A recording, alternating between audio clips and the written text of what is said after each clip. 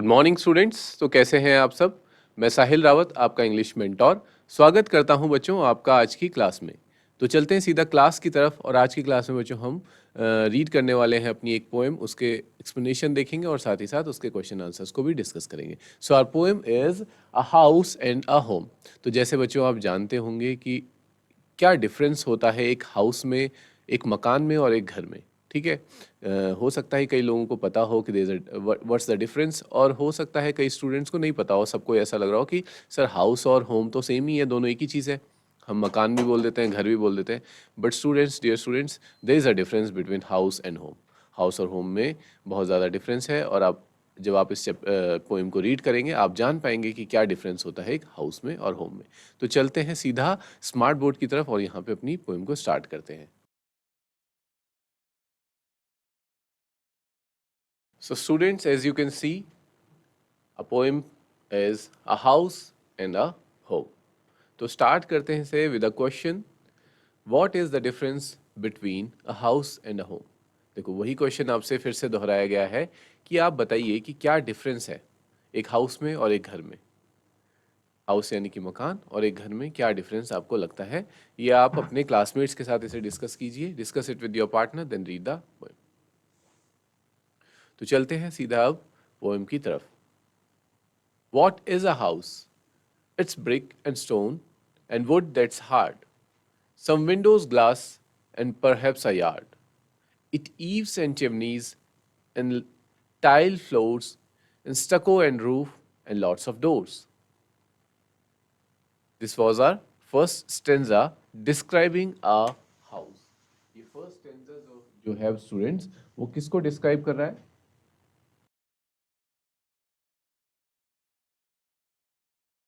Describe करता है एक house को। और एक एक लाइन से हम समझना चाहेंगे कि ये हाउस को कैसे डिस्क्राइब कर रहा है।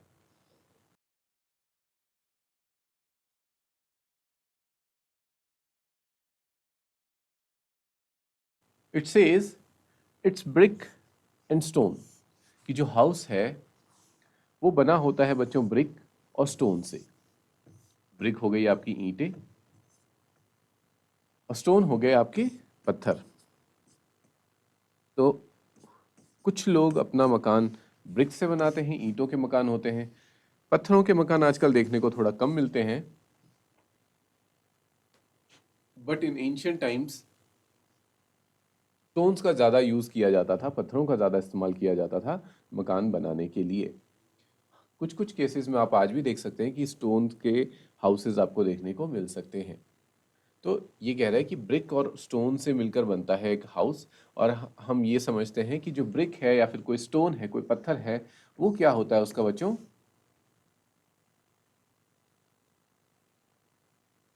वो उस मकान की सबसे बेसिक यूनिट, सबसे बेसिक यूनिट यूनिट और वी कैन से सबसे छोटी इकाई होती है, क्योंकि बोलते हैं ना कि ईंट जोड़ जोड़ कर ही मकान पूरा बनता है। ठीक है, तो सबसे स्मॉलेस्ट यूनिट ईंट है। उन ईंटों को इस तरह से एक साथ रखा जाता है, एक ज्योमेट्री में रखा जाता है कि पूरा आपका मकान डिजाइन हो पाता है। ठीक है, और इसके पीछे बच्चों किसकी मेहनत होती है? Labours.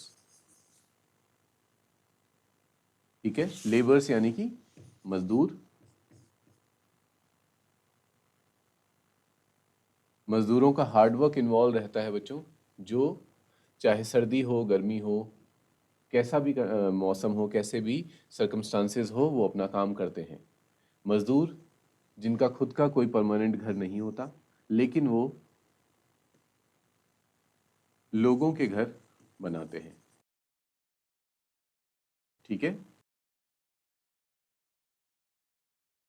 And would that's hard, और घर में वुड भी होती है, मकान में लकड़ी का भी इस्तेमाल होता है। वुड का यूज़ कहाँ कहाँ होता है स्टूडेंट्स, ये बताइए। वुड आप देख सकते हैं जो हमारे डोर्स होते हैं। ठीक है, जो हमारे डोर्स हैं वो वुडन होते हैं। विंडोज़,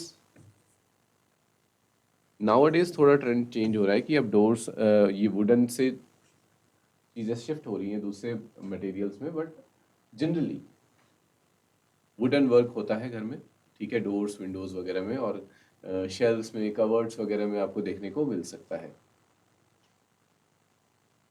और जो लोग, जैसे हमने अभी देखा कि जो ब्रिक और स्टोन वगैरह को एक साथ जोड़ने का काम करते हैं वो तो लेबर्स थे बच्चों, और जो वुड का काम करते हैं वो कौन होते हैं घर में, मकान में? They are carpenter. आपने कारपेंटर्स को देखा होगा जो अपने टूल किट के साथ लकड़ियों को काट काट के, ठीक है, मेजरमेंट लेकर के उसके अकॉर्डिंग सारी चीज़ें तैयार करते हैं। और कहा गया है वुड दैट्स हार्ड, ऐसी वुड को यूज़ किया जाता है जो हार्ड हो, ठीक है, क्योंकि वुड तो डिफरेंट डिफरेंट वेराइटीज़ की रहती हैं बच्चों, ठीक है। कुछ ऐसी वुड्स होती हैं जो उतनी मजबूत नहीं है, ठीक है, तो उनका यूज़ नहीं किया जाता मकान वगैरह में, क्योंकि जो भी whoever is making a house, वो ये चाहेगा कि उसका जो मकान है वो काफ़ी लंबे टाइम तक चले, ठीक है। वो ये नहीं चाहेगा कि कुछ टाइम बाद ही जो वहाँ की लकड़ियाँ हैं वो ख़राब होने लग जाए। और आपको एक और चीज़ पता होनी चाहिए स्टूडेंट्स कि वुड में क्या हो जाता है, कई बार दीमक भी लगता है, जिसे हम क्या कहते हैं स्टूडेंट्स, टर्माइट। तो ये सारी चीज़ें चेक की जाती हैं कि इस लकड़ी में दीमक कम लगे, इसकी ड्यूरेबिलिटी ज़्यादा हो, ये लंबे समय तक चल सके। That's why it is written in wood that's hard. एक ऐसी वुड का यूज़ किया जाता है जो हार्ड हो। Brick and stones are already hard. Stone तो ऑलरेडी हार्ड होता ही है। ब्रिक भी बच्चों ये भी चेक किया जाता है कि जो ब्रिक की क्वालिटी है वो कैसी है, क्योंकि अगर अब आजकल क्या हो रहा है कि ब्रिक में भी क्या आती है, मिलावट आती है। कुछ ब्रिक ऐसी होती हैं बहुत कमज़ोर होती है, वो टूट जाती हैं जल्दी, तो वो वाली ब्रिक्स यूज़ नहीं की जाती, उनकी क्या होता है, टेस्ट किया जाता है पहले कि कौन सी ब्रिक ठीक है। तो इस तरह से फिर बढ़ते हैं आगे। सम विंडो ग्लास, और विंडोज़ में कंप्लीट विंडोज़ सिर्फ और सिर्फ वुडन की तो नहीं होगी, क्योंकि अगर वुडन की होंगी तो फिर क्या होगा, will you be able to see outside?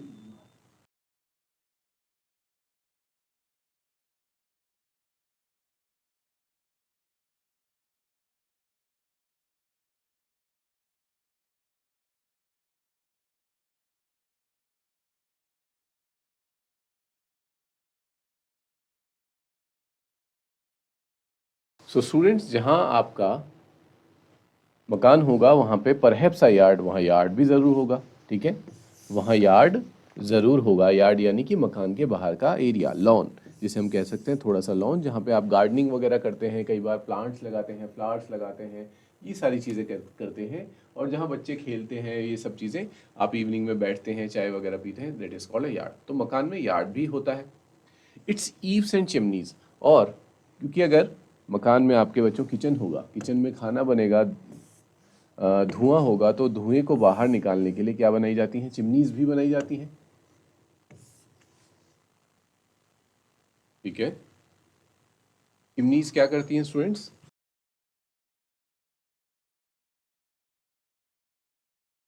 जैसे मान लीजिए ये आपका गैस स्टोव है। अब हम कंपेयर करें अगर अर्बन और रूरल एरियाज में, अर्बन और रूरल एरियाज में कंपेयर करें, तो डिजाइन्स ऑफ चिमनीज डिफरेंट मिल सकते हैं हमें, ठीक है, अलग अलग होते हैं, बट चिमनीज जरूर होती हैं, चाहे whether it is urban area or a rural area.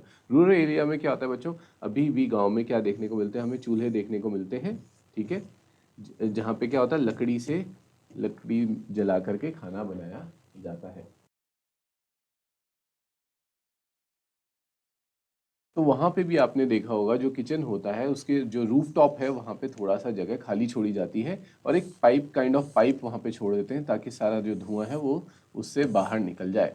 और साथ ही साथ आपने ये भी देखा होगा कि जो छत है इस वजह से क्या भी पड़ जाती है, कई बार काली पड़ जाती है, क्योंकि धुआं निकालने का चिमनीज जो है इतनी मॉडर्न नहीं है, वो अभी भी ओल्ड ट्रेडिशनल वे में ही काम कर रही है। बट इन अर्बन प्लेसेस अब तो नई नई चिमनीज आ गई हैं, ठीक है, न्यू टेक्नोलॉजीज की चिमनीज आ गई हैं जो क्या करती हैं, कंप्लीटली फुली ऑटोमेटिक हैं, और सिर्फ और सिर्फ के आपके वॉइस कमांड से भी वर्क करती हैं। तो इस तरह का काफ़ी सारी मॉडर्न चेंजेस आ चुके हैं अर्बन चिमनीज में, तो ठीक है, जो आपके गैस स्टोव से सारा धुआं क्या करती हैं, कलेक्ट करती हैं, उसे बाहर निकाल देती हैं एक बड़े से पाइप के थ्रू। तो ये हमें सारी चीज़ें बताई जा रही हैं बच्चों, जो जो कुछ भी आपको एक मकान में देखने को मिल सकता है। और दूसरा, जो फ्लोर है, यानी कि जो ज़मीन है, जो सतह है, ठीक है, जहाँ पे हम बैठते हैं या हम सोते हैं, where we sit and sleep, sit and sleep, जहाँ हम बैठेंगे, हम सोएंगे, वहाँ पे क्या करते हैं बच्चों? तो देयर आर ऑप्शंस। या तो कुछ लोग उसमें टाइल्स लगाते हैं, ठीक है। पहले क्या होता था कि जो ये सरफेस होता था, ये सरफेस मोस्टली इसमें पत्थर ही लगता था, स्टोन लगाया जाता था। स्टोन में भी जो मार्बल्स होते हैं बच्चों, ठीक है, मार्बल्स इसमें यूज किए जाते थे। बट विथ टाइम मार्बल्स को किसने रिप्लेस कर दिया है? टाइल्स ने रिप्लेस कर दिया है, क्योंकि एक तो टाइल्स जो है वो थोड़ा सा मार्बल से क्या है बच्चों, चीप है, और साथ ही साथ इसमें वैरायटीज़ भी हैं और दिखने में भी काफ़ी सुंदर लगती हैं, ठीक है। काफ़ी सारी वैरायटीज़ आ चुकी हैं टाइल्स में, कुछ वुडन टाइल्स होती हैं, अलग अलग काइंड ऑफ टेक्सचर देखने को मिल जाते हैं हमें। और इवन टाइल्स में ये ऑप्शंस भी है कि आपको कैसी चाहिए, अगर आपको थोड़ा सा डल चाहिए या फिर आपको काफ़ी शाइनी चाहिए, इस तरह की वैरायटीज़ भी हमें देखने को मिलती हैं। तो क्या कह रहा है कि फ्लोर्स में लगी होती हैं टाइल्स, या फिर मार्बल्स भी आप समझ सकते हैं। तो फ्लोर्स टाइल्स के होते हैं, स्टको एंड रूफ, और हमें वहाँ पे रूफ यानी कि छत होता है, और छत में आजकल आप देख रहे होंगे बच्चों कि क्या होता है, फॉल सीलिंग वगैरह, ये सब भी हमें देखने को मिल रहा है। बहुत सारे चेंजेस हो गए हैं, लोग लाइटिंग्स वगैरह करवाते हैं, बहुत कुछ अपने रूफ्स वगैरह में भी करवाते हैं। तो छत भी होता है, एंड लॉट्स ऑफ डोर, और बहुत सारे दरवाजे होते हैं एक मकान में, ठीक है। तो ये क्या था बच्चों? ये एक डिस्क्रिप्शन था एक मकान का, एक हाउस का डिस्क्रिप्शन आपको दिया गया। तो अगर आपसे कोई कहता है कि व्हाट इज अ हाउस, तो आप इसी तरह से डिस्क्राइब करें कि house is a building just made up of brick and stone. It consists of wood and glasses. It has a yard and a roof. Its floors are made of tiles or stones, and there are lots of doors in a house. इस तरह से आप describe करेंगे एक house को। यहाँ तक clear? I hope house का कॉन्सेप्ट आपको क्लियर हुआ। इसके बाद हम देखेंगे बच्चों एक होम क्या होता है, what is the difference. Then you will get to know कि हाउस और होम सेम नहीं है, there is a difference between them.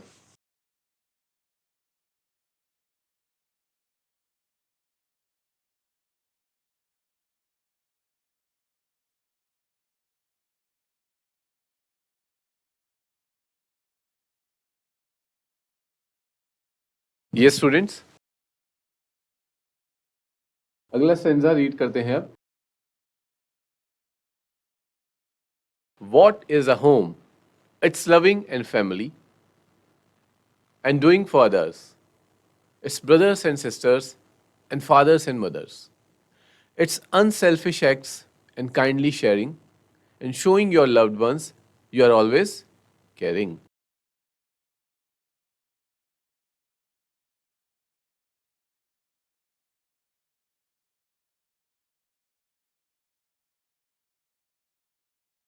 सुनाओ, अब हम डिस्क्राइब करते हैं एक होम को। तो जिस तरह से हमें यहाँ पे पूछा गया था कि what is a house, question के साथ स्टार्ट किया गया था, सेम नेक्स्ट स्टेंजा में भी बच्चों हमसे पहला क्वेश्चन यही किया गया है, व्हाट इज अ होम।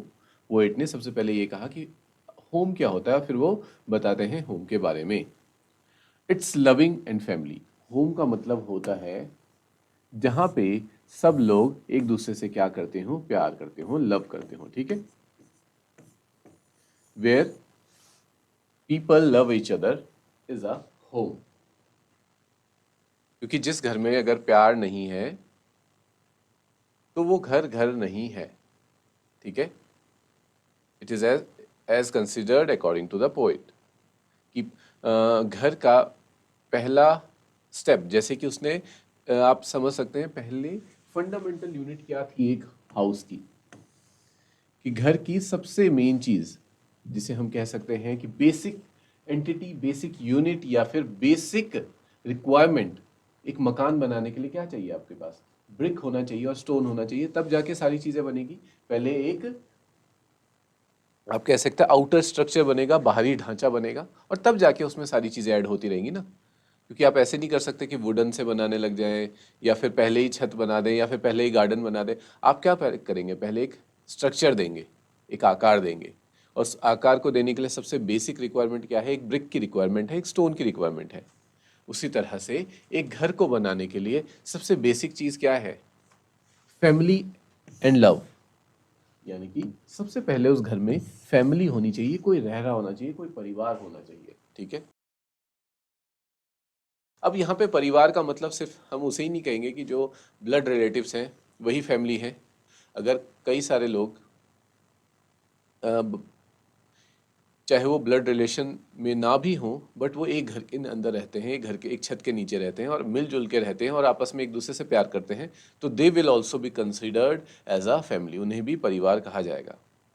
तो एक घर के लिए सबसे बेसिक रिक्वायरमेंट है एक फैमिली की, कि वहाँ पे फैमिली हो, वहाँ पे लोग रहते हों। क्योंकि जिस मकान में, जो मकान खाली पड़ा है, a house with no person living in it, उसे हम घर कभी नहीं कह सकते। मान लीजिए एक बहुत ही आलीशान बिल्डिंग है, बहुत ही आलीशान मकान है, ठीक है, it is a very beautiful house, लेकिन उसमें no one lives over there, उसमें कोई भी नहीं रहता है, तो it will never be called a home, उसे कभी आप होम नहीं कह सकते। ये बेसिक रिक्वायरमेंट है कि वहाँ पे कुछ लोग रहने चाहिए, वहाँ पे एक फैमिली होनी चाहिए। और फिर दूसरी बात ये, दूसरी क्या, उससे भी इंपॉर्टेंट बात ये कि उस फैमिली के बीच में क्या होना चाहिए, प्यार होना चाहिए। बिना, अगर मान लीजिए फैमिली रह रही है लेकिन they do not love each other, तो भी हम उसे फैमिली नहीं कहेंगे, और फैमिली नहीं है तो फिर होम नहीं है, ठीक है, वो घर नहीं है।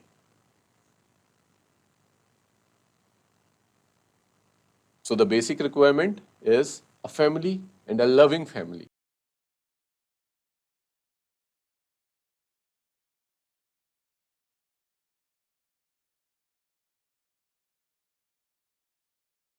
Next line students, and doing for others. Doing for others से आप क्या समझते हैं कि दूसरों के लिए करना, ठीक है। जहां पे ये फीलिंग है सबके अंदर कि मुझे, I have to do something for this person, मुझे इस व्यक्ति के लिए, इस इंसान के लिए कुछ करना है, because everyone is doing for themselves, अपने लिए हर इंसान क्या, इवन एनिमल, एक एनिमल भी अपने लिए ही करता है, ठीक है। सुबह उठता है, दिन भर खाता रहता है और अपना ही ध्यान रखता है, वो अपनी फैमिली का तो नहीं देखता ज़्यादातर, खासकर सिर्फ और सिर्फ अगर हम मदर्स को छोड़ दें, के अलावा they just think of themselves. But family वो है जहाँ पे सब क्या करें, एक दूसरे के लिए सोचें और एक दूसरे के लिए क्या करें, डू समथिंग फॉर अदर्स, हम एक दूसरे के लिए कुछ करें, टू मेक देम हैप्पी और टू हेल्प देम, किसी की मदद कर सके, और टू सपोर्ट देम, और उनको सपोर्ट कर सके, उसे ही कहेंगे बच्चों हम एक फैमिली। ठीक है, कि एक फैमिली में आप सिर्फ और सिर्फ अपना नहीं सोच सकते। अगर आप एक घर के अंदर रह रहे हैं तो आपको उस फैमिली के सभी मेंबर्स के बारे में सोचना होगा और उनके लिए करना होगा। सिर्फ सोचने से भी काम नहीं चलेगा, आपको करना होगा। And doing for others, you must do for others. It's brothers and sisters, और वहां पे क्या मिलेंगे, एक घर में आपको क्या क्या कौन कौन मिलेंगे, ब्रदर्स होंगे, आपके भाई होंगे, एंड सिस्टर्स आपकी बहनें होंगी, एंड फादर्स एंड मदर्स, उसमें फादर्स होते हैं सबके, मदर्स होती हैं। ये सारे रिलेशंस हमें बताए गए हैं कि हमें एक फैमिली में, एक घर में देखने को मिलते हैं। भाई बहन, माता पिता, ये सारे एक साथ रहते हैं, brother sister, father and mother. और यही वो मेंबर है जिनके लिए कहा जा रहा है कि that we have to do for others, कि यहाँ पे ब्रदर अपने सिस्टर के लिए, सिस्टर पेरेंट्स के लिए, ब्रदर पेरेंट्स के लिए, इस तरह से सब एक दूसरे के लिए, पेरेंट्स अपने बच्चों के लिए, they do for each other and they take care of each other. Next line is it's unselfish acts. ठीक है, अनसेल्फिश यानी कि स्वार्थ विहीन, इसमें आपका, या फिर आप उसे कह सकते हैं बच्चों निस्वार्थ, इसमें आपका कोई भी सेल्फ बेनिफिट इन्वॉल्व नहीं होता, जो भी आप एक्ट कर रहे हैं, ठीक है। यहाँ पे एक्ट करने के लिए कहा गया है, ऑलरेडी पहले बोल दिया गया कि doing for others. Doing for others यानी कि आप कोई एक्शन लेंगे, और वो एक्शन कैसे होने चाहिए, आपके जो एक्ट्स होने चाहिए, आपके जो एक्शन होने चाहिए, they should be unselfish. Selfish नहीं होने चाहिए कि ठीक है मैं इसके लिए ये कर देता हूँ तो बदले में मुझे ये मिलेगा। इस विचार के साथ, इस एक्सपेक्टेशंस के साथ आपको, यह सेल्फिश मोटो के साथ आपको काम नहीं करना होता है एक फैमिली में, एक घर में। आप वहाँ पे कैसे एक्ट करते हैं, एक बिल्कुल अनसेल्फिश तरीके से एक्ट करते हैं। आपको कोई इससे स्वार्थ नहीं होता कि मैं जो कर रहा हूँ उसके बदले मुझे भी कुछ मिलेगा। आप सिर्फ वो करते हैं क्योंकि आपको ऐसा करना है, आपको ऐसा करना अच्छा लगता है, that's why you do it.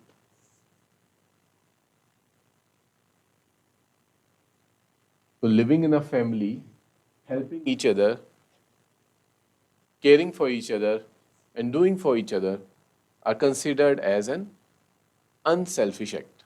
ठीक है, इनको unselfish act बोला गया है। एंड काइंडली शेयरिंग, और क्या भी करना होता है घर में, शेयरिंग। शेयरिंग हम कहाँ से सीखते हैं स्टूडेंट्स? जो शेयरिंग का हमें सबसे बेसिक लेसन जो मिलता है ना, कि शेयरिंग इज केयरिंग, आपने सुना होगा। हमें सिखाया जाता है कि शेयरिंग इज केयरिंग, कि बच्चों सब चीज़ें शेयर करके खानी चाहिए, अकेले अकेले नहीं खाना चाहिए कभी, या अकेले अकेले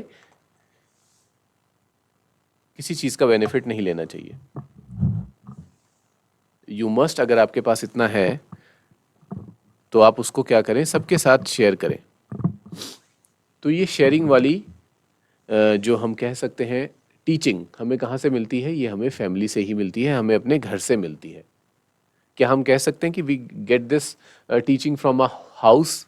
एक मकान से हमें फीलिंग नहीं मिलेगी क्या? वहाँ की ब्रिक्स, वहाँ के स्टोन्स, वहाँ की वुडन ग्लासेस, विंडोज, डोर्स हमें ये टीचिंग दे सकते हैं? नो स्टूडेंट्स, ये टीचिंग हमें मिलती है हमारे फैमिली से, हमारे घर से, हमारे होम से। तो आपको क्या करना चाहिए? काइंडली शेयरिंग, बिल्कुल दया भाव के साथ हर चीज शेयर करनी है। फिर से वही बात हो रही है कि you can not be selfish. आप सेल्फिश नहीं हो सकते, सिर्फ अपना नहीं देख सकते। You have to think of each and every member of the family and the person living your home. Next line is and showing your loved ones you are always caring.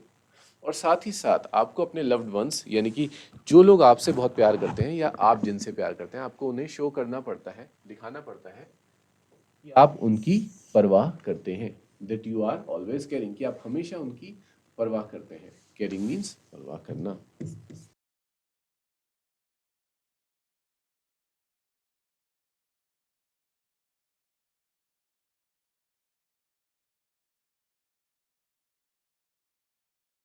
क्योंकि ये शो करना भी बहुत ज़्यादा ज़रूरी होता है।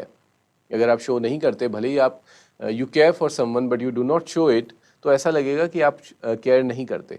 ठीक है, इसलिए टाइम टू टाइम ये शो करना भी, अपनी फीलिंग्स को शो करना भी बहुत ज़रूरी है। अपनी केयर को, चाहे कुछ भी हो, लव हो, केयर हो, ये सारी चीज़ें शो करनी चाहिए when you are living in a family, अगर आप एक फैमिली में रह रहे हैं तो,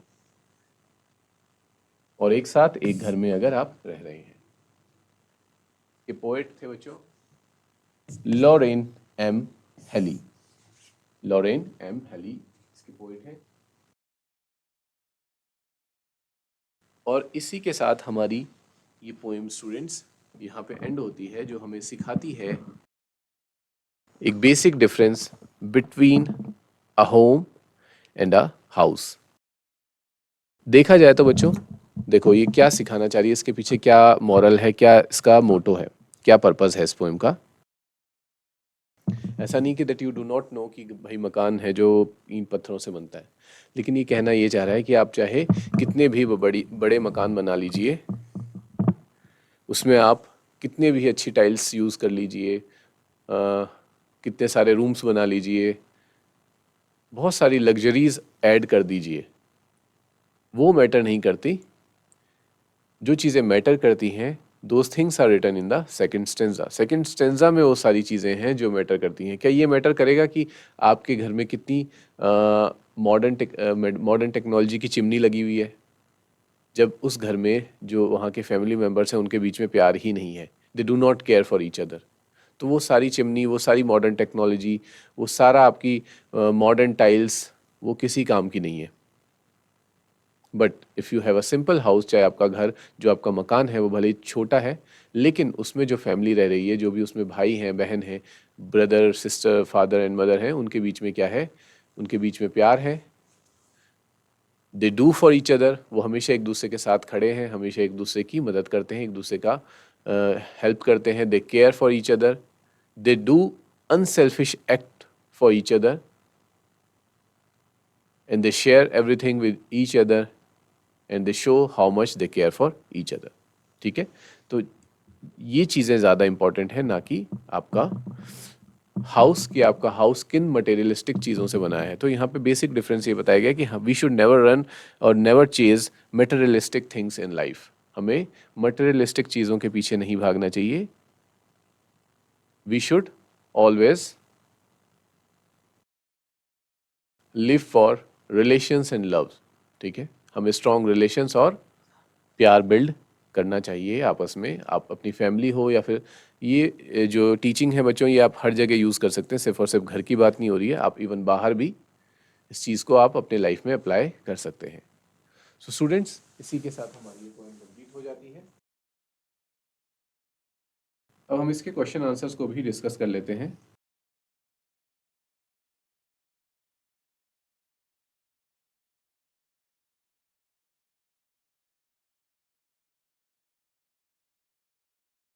इसमें फर्स्ट क्वेश्चन आपके सामने आ रहा है बच्चों, a house is made of. आपको ये सेंटेंसेस कंप्लीट करने हैं अकॉर्डिंग टू द कॉन्टेक्स्ट, अपनी पोएम के अकॉर्डिंग। तो हमने देखा था कि एक हाउस किससे बना होता है,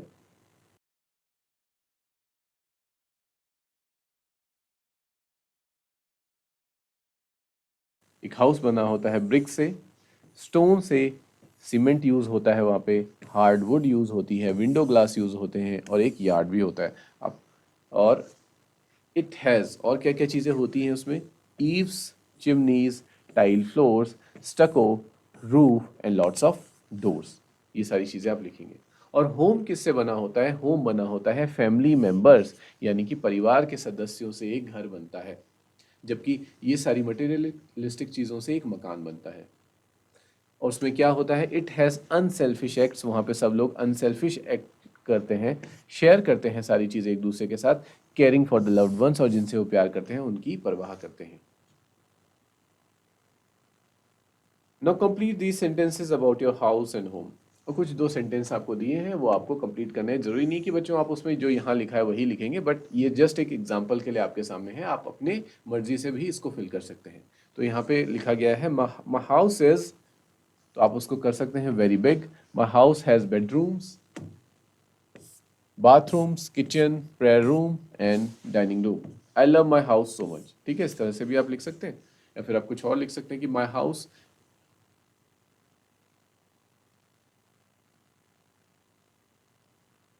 is just a small house,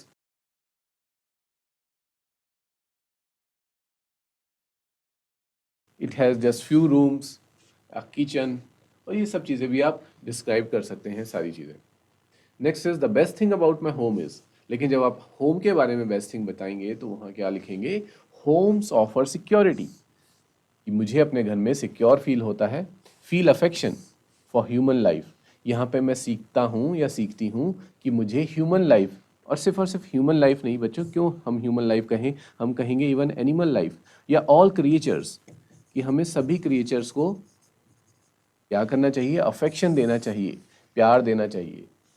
every creature deserve this, not only humans. सभी क्रिएचर्स हमारा अफेक्शन, हमारा प्यार डिजर्व करते हैं, क्योंकि जो ये धरती है, ये अर्थ है, ये सिर्फ और सिर्फ ह्यूमंस की नहीं है। वो बात अलग है कि ह्यूमंस ने इस पे अपना एक तरफा राज जमा लिया है, और हम क्या कर रहे हैं, सिर्फ और सिर्फ we just think about our self, हम अपने बारे में सोचते हैं और दूसरे क्रिएचर्स के बारे में नहीं सोचते। We are destroying their habitat, हम उनके हैबिटेट को डिस्ट्रॉय करते हैं सिर्फ और सिर्फ अपने खुद के एक्सपांशन के लिए। तो हमें ये सारी चीज़ें भी सीखनी है कि हमें ह्यूमन लाइफ को, तो वैसे आज की डेट में तो बच्चों ह्यूमन लाइफ को भी लोग क्या नहीं कर रहे, अफेक्शन नहीं दे रहे।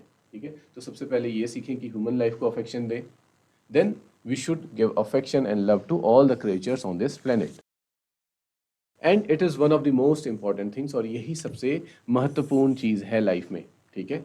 बाकी सारी चीज़ें तो क्या है बच्चों, पार्ट ऑफ लाइफ है, आज है कल नहीं है, बट जो ये अफेक्शन है ये सभी क्रिएचर्स के बीच में जो हमें जोड़े हुए हैं, this is the most important thing in life. और यही हम इस चैप्टर के थ्रू इस पोएम के थ्रू हम सीख पा रहे हैं।